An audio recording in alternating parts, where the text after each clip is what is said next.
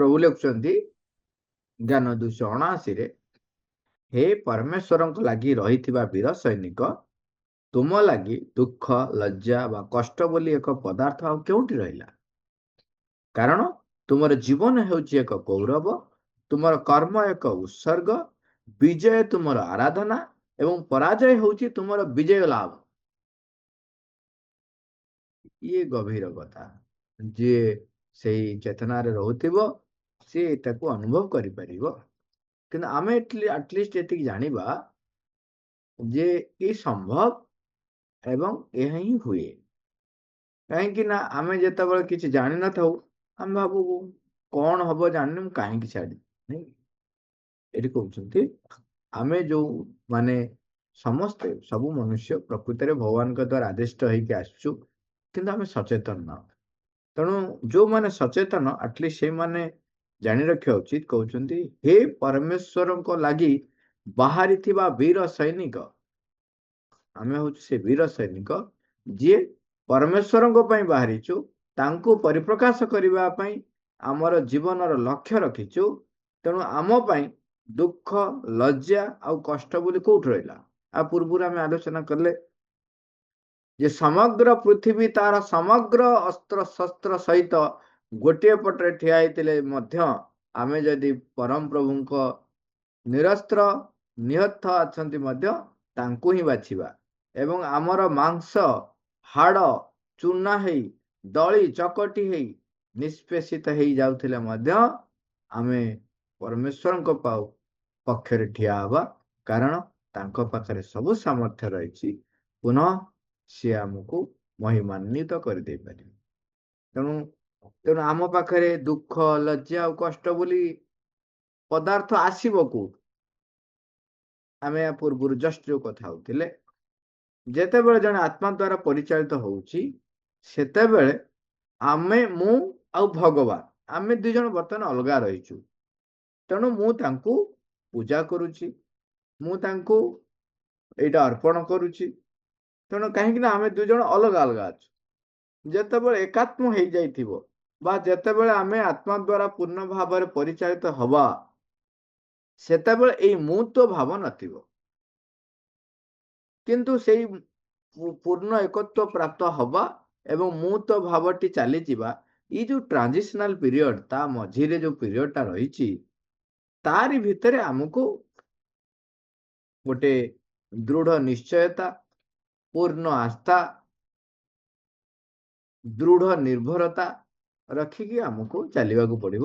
ସେତେବେଳେ ଦୁଃଖ ଲଜ୍ଜା କଷ୍ଟ ଯଦି କୌଣସି କାରଣରୁ କୋଉ ବାଟ ଦେଇକିରି ପ୍ରବେଶ କରିବାକୁ ଚେଷ୍ଟା କରେ, ତେବେ ଆମେ ମନେ ରଖିବା। କଣ ମନେ ରଖିବା? ଯେ ଆମର ଜୀବନ ହଉଛି, ଆମେ ଯୋଉ ଜୀବନ ଗ୍ରହଣ କରିଛେ ସେଟା ଆମର ହଉଛି ଗୌରବ ଏବଂ ପରାଜୟ ହଉଛି ଆମର ବିଜୟ ଲାଭ। ଯୋଉ ପରାଜୟ ସକାଶେ ଦୁଃଖ ଆସେ ବା କଷ୍ଟ ଆସେ ବା ଲଜ୍ଜା ଅନୁଭବ ହୁଏ, ସେଟା ହଉଛି କଣ? ଆମ ପାଇଁ ବିଜୟ ଲାଭ। କାହିଁକି? କାରଣ ସେଇ ଯୋଉ ପରାଜୟ ଭିତରେ ଆମର କେତେ ଗୁଡେ ଜିନିଷ ଘଟେ। ଦେଖିବେ, ଯେମିତି କଥାରେ କୁହନ୍ତି, ସିଂହ ଯେତେବେଳେ ଲମ୍ଫ ପ୍ରଦାନ କରିବା ପାଇଁ ଯାଏ, ସେତେବେଳେ ସେ ଗୋଟେ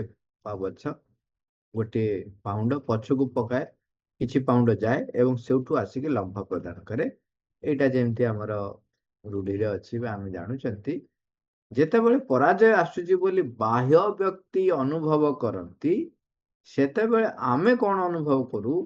ଯୋଉମାନେ ଆତ୍ମସ୍ଥ ବ୍ୟକ୍ତି, ସେମାନେ ତା ଭିତରୁ ସାଉଁଟି ନିଅନ୍ତି ତାଙ୍କର ଅସାମର୍ଥ୍ୟତା ଉପରେ ନିଜର କର୍ତ୍ତୃତ୍ୱ ହାସଲ କରିବା ପାଇଁ, ବା ଚିହ୍ନି ପକାନ୍ତି ତାଙ୍କର ସେ ଅସାମର୍ଥ୍ୟତାକୁ, ଯୋଉଟାକୁ ପରମଙ୍କ ପାଖରେ ଉତ୍ସର୍ଗ କରି ତାଙ୍କରି ଆଲୋକରେ ତାଙ୍କରି ଶକ୍ତିରେ ତାକୁ ବଳିଦାନ କରିବା, ତାକୁ ଜ୍ଞାନ ଯୁକ୍ତ କରିବା ପାଇଁ। ତେଣୁ ସେଟା ଆମର ବିଜୟ ଲାଭ ହେଲାନି। କାରଣ ମୁଁ ଚିହ୍ନି ନଥିଲି, ମୁଁ ଜାଣିନଥିଲି କୋଉଠି ରହିଛି ସେଇଟା।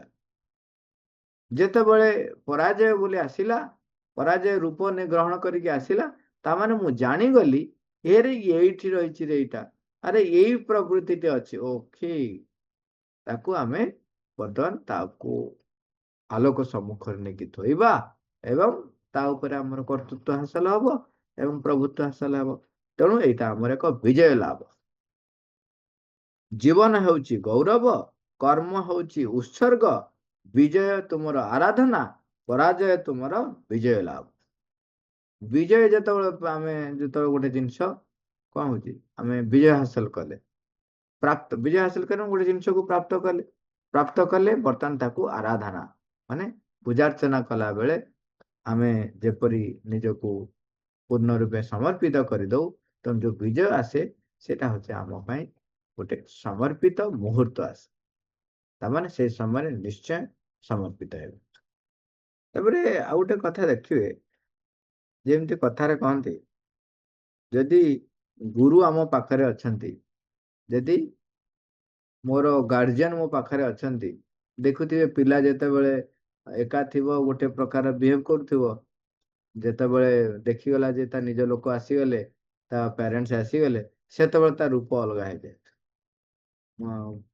ଗୃହପାଳିତ ପଶୁ ମାନଙ୍କ କ୍ଷେତ୍ରରେ ଦେଖିବେ ଯେ ସିଏ ମନେକର ଯୋଉ କୁକୁରଟିଏ ବିରାଡ଼ିଟିଏ କାହା ସହିତ ଯଦି ଫାଇଟିଂ ହଉଥିବ ବା ଆଉ ଗୋଟେ କାହା ସମ୍ମୁଖରେ ସେ ଥିବେ, ସେତେବେଳେ ଯଦି ଆପଣ କେହି ନଥିବେ, ସେ ସେଠି ଯେତିକି ବୀରକର୍ମ ଦେଖଉଥିବ ପରାକ୍ରମ, ସେତିକି ଟିକେ ଟିକେ ପଛେଇ ପଛେଇ ଥବ। ଯଦି ଦେଖିଦେଲା ତା ମାଲିକ ଆସିଗଲେ, ତାପରେ ତ ଦେଖିବେ ପୁରା ସିଂହ ଭଳିଆ ଉଠିକି ଦୌଡ଼ିବେ ଗୋଡେଇବେ ଆଉ, ମୋ ମାଲିକ ଆସିଗଲା ନା।